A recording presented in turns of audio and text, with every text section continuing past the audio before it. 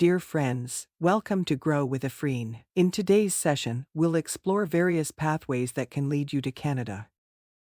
To come to Canada, there are several immigration pathways, and the process can depend on your specific situation, such as your purpose for coming, your qualifications, and whether you plan to stay temporarily or permanently. Here's a general guide, but keep in mind that you should always check the latest information on the official website of the Immigration, Refugees and Citizenship Canada, and consider consulting with an immigration professional for personalized advice. In this guide, we'll explore the various pathways available, shedding light on the key considerations for a successful immigration experience.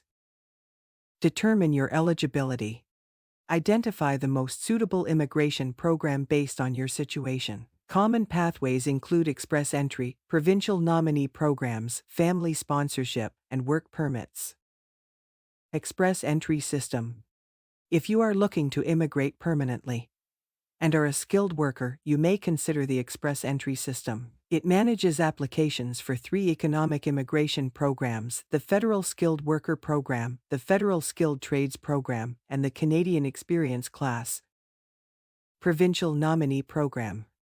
Provinces and territories in Canada have their own immigration programs to nominate individuals for permanent residence who have the skills and experience needed in that specific region. Check the eligibility criteria of the province you are interested in. Family sponsorship.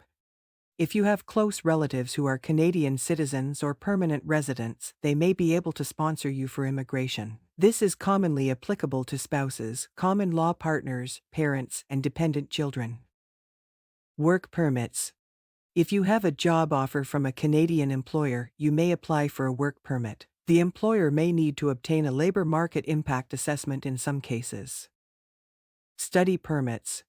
If you plan to study in Canada, you will need to apply for a study permit. Ensure you have been accepted into a designated learning institution. Visitor visas. If you plan to visit Canada for a short duration, you may need a visitor visa. Citizens of certain countries are exempt from needing a visa for short stays.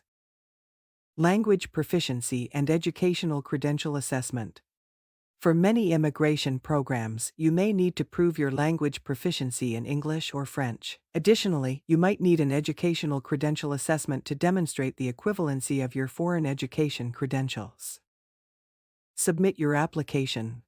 Follow the instructions on the official IRCC website to submit your application. Be thorough in providing all required documentation and information. Wait for a decision.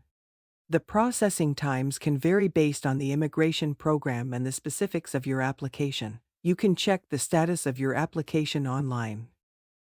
It's important to note that immigration policies and procedures can change, so it's advisable to regularly check the official IRCC website for the latest information. If you find the process complex, consider seeking guidance from a qualified immigration consultant or lawyer to ensure you navigate the system effectively.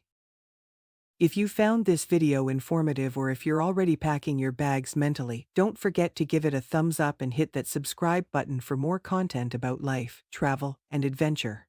Stay tuned for more exciting content, and until next time, whether you're watching from the snowy peaks of the Rockies or the vibrant streets of Toronto, take care, and who knows, maybe I'll see you in Canada soon.